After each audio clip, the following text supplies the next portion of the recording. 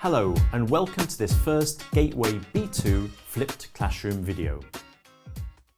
Exams are an important part of life when you're a student, aren't they? So it's important to think about the best way to revise. In Unit 1 of your student's book, some students said what they do to revise. Some of the ideas aren't very good, but which do you think is the best? Number 1. Reading your notes again and again is useful. Number 2. I go running or swimming to help me to relax. Number 3. I revise by reading my notes and then asking somebody to test me. Number 4. I can't stand revising, so I leave revision to the last moment. Number 5. My revision strategy involves drinking lots of coffee. Number 6. I avoid revising a lot of subjects. I just revise a few and hope they come up in the exam. Personally, I think number 3 is the best. Doing physical exercise from time to time is also a good idea. And number 1 is important. But 4, 5 and 6 are definitely bad ideas. But now let's look at the grammar of those sentences.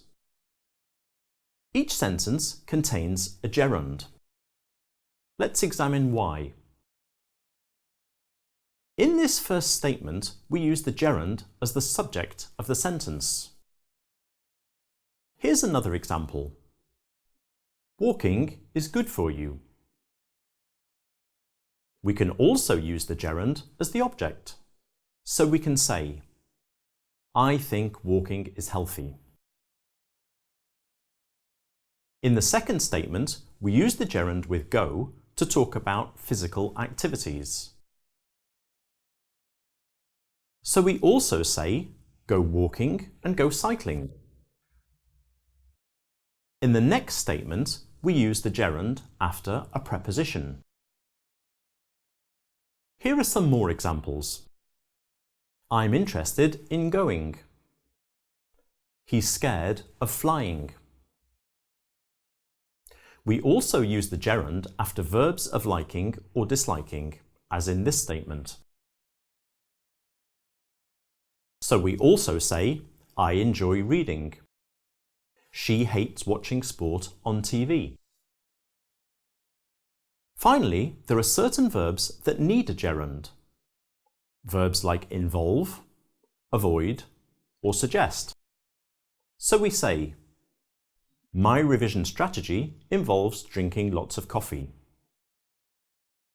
I avoid revising a lot of subjects. Now let's look at the ideas of 4 more students. Do you think these ideas are good or bad? Number 1. I always go to the library to revise.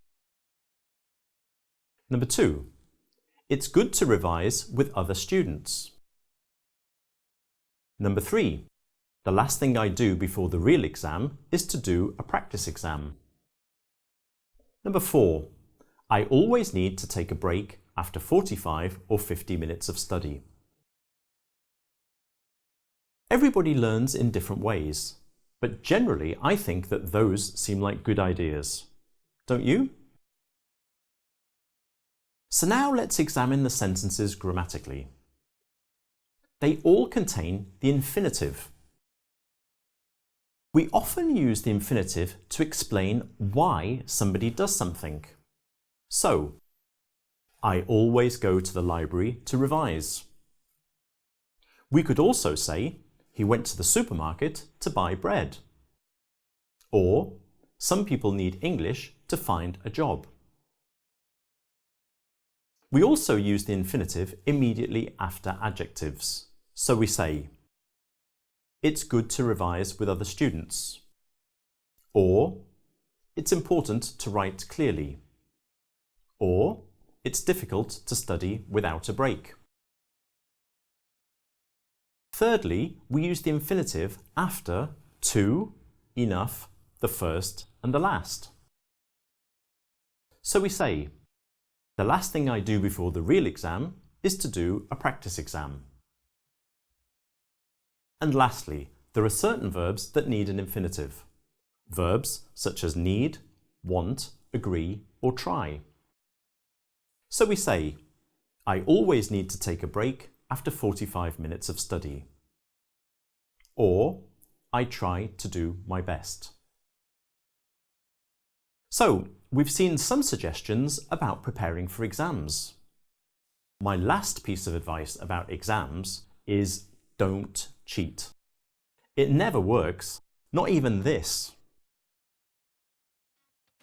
Thanks for watching. See you in the next unit.